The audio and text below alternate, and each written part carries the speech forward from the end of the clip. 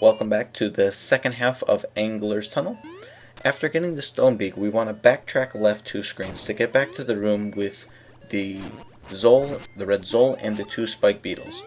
Head left screen and you can jump and pick up some extra bombs that are hanging from the sky with wings.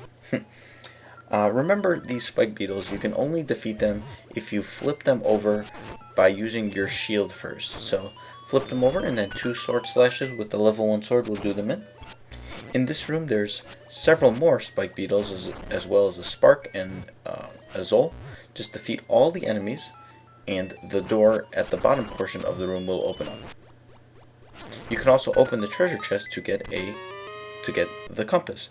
And of course you have to read through the same 3, 4, 5, 6 sentences every single time you get the compass. Like, I understand them including this the first time, but the second, third, fourth, fifth time, not so much. There are 4 water tektites in this room. Just slash at them, 1 sword slash will do them in. The darker areas we cannot actually walk over because they're too deep. So we don't have an item yet to swim. Yet. Once all 4 tektites are defeated, the door will open up, and use your recently received key and open the door to the right. Defeat more water tektites and head through another locked door. There's a treasure chest on the left side of the room. We can't actually do anything about it yet. We will be back to this room much later in the dungeon. We were in this room before, but now we are at a different location. Kill the 2 red Zol, and then use the Pegasus boots combined with the Rock's Feather and jump over the gap.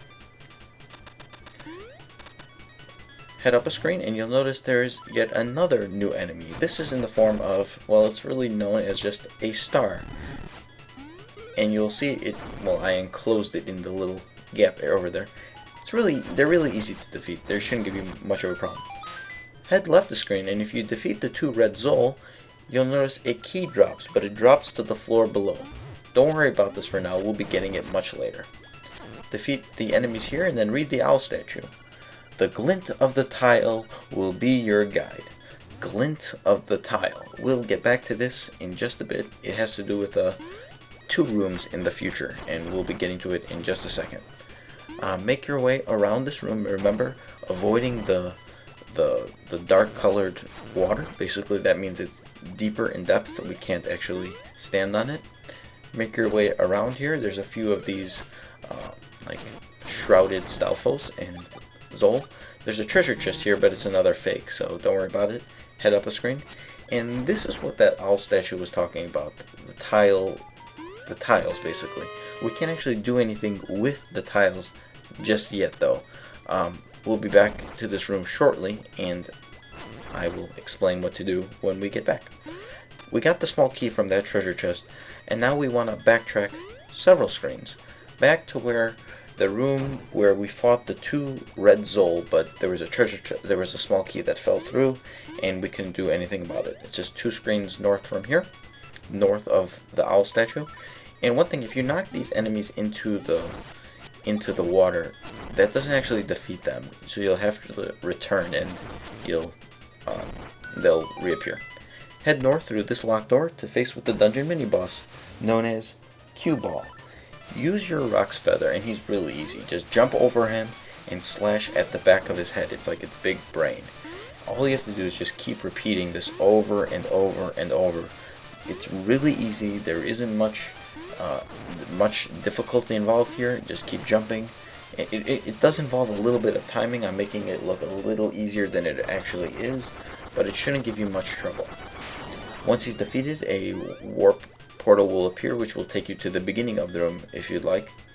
On this screen, you'll notice that the blocks will be enclosing. If you use the power bracelet to pull the lever all the way back, this opens up the blocks and you can head through.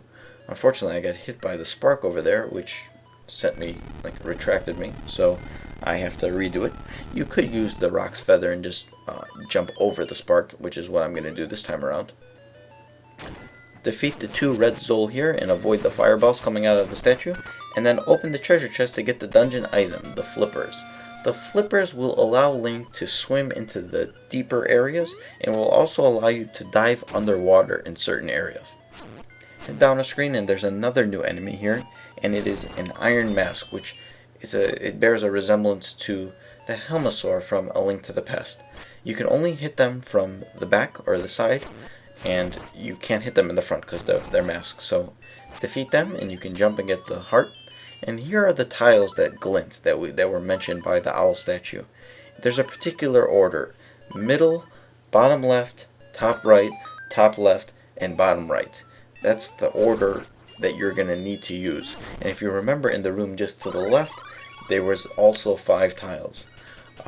Before going there though, we want to head east. And if you remember, in this room there was those 2 Zol, and then a small key fell through the hole on the left. If we backtrack to the left one screen, there's a staircase here, and this will take us to an underground area. Jump over to the left, and there is the small key that fell into the water, and we are now able to swim in the water because we got the flippers.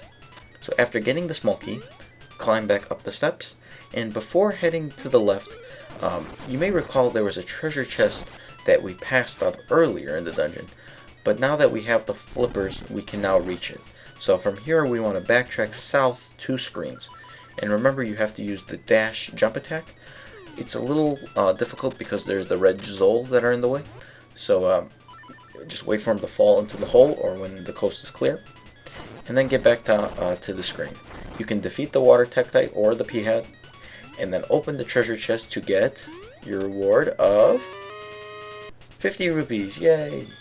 Up to 766, almost at that 980 ridiculous amount that we need for in order to get the bow. So we're almost there, and we're gonna get some more treasure in this dungeon. So use the dash jump attack to get across this gap, just like we did the first time around.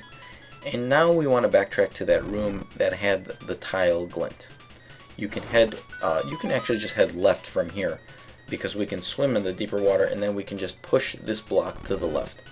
So head to the left, and now just get rid of the water Tektites first. And you'll notice there is no glint originally, so you actually have to know the order. Middle, bottom left, top right, top left, bottom right. Make sure not to step on any of the other tiles, otherwise it will reset the pattern. Staircase will appear, so head down it, and here's an enemy known as a Thwomp. We saw one of these in the previous dungeon in a different form, but this is identical to the Super Mario Brothers version. You go underneath it, it tries to squash you, and then you can just run by it. So jump on top of it to get across, and in this screen here, get the Nightmare Key that's found in the treasure chest. That's pretty much all we really want to do in this dungeon. If you head up a screen, you can jump off the ledge. You could go through the door above, but before doing so, there is one more treasure chest. If you press start and if you look at the compass will show a treasure chest right here. So just swim on over and open it to get 50 more rupees. Yay! So we're over 800, so still closing in on that bow and arrow. Afterwards, we want to swim over to the switch over here. Step on the switch and it will open the door. Head through it. You can jump and get the recovery heart. Use your small key and then head to this underground area. Here are some Cheep Cheeps, more classic Mario enemies that were all the way from the original Super Mario Brothers on the NES. One sword slash will do them in, and then resurface on the other side. From here, head left the screen and there's a couple red Zol. Just defeat them and then head up north to take on the dungeon boss, Anglerfish. Anglerfish is the easiest boss in the entire game, hands down. All you have to do, once you jump in the water, stand right by his head and slash away. Bloop, bloop, glop, glop, glop, food, glop. Just slash at his head over and over and over. You do not even need to move. Just keep slashing and Anglerfish will be defeated. And this is with the level 1 sword, without even the sword upgrade. So he's really a joke though. After a while he actually has more attacks, such as tossing rocks at you, and fish will come, but you never have to get to that point. You'll get the heart container to increase your overall health to 8 full hearts. I mentioned in the last chapter that we were up to 8, but we were really only up to 7, so that was an error. Now we are up to 8. You've got the surf harp, yay! This is the fourth instrument of the siren, so we are now halfway through to getting them and waking the windfish. And that's pretty much going to do it for Chapter 4 of the video walkthrough. Join me for Chapter 5, where we will take on the next dungeon and get the fifth instrument of the sirens.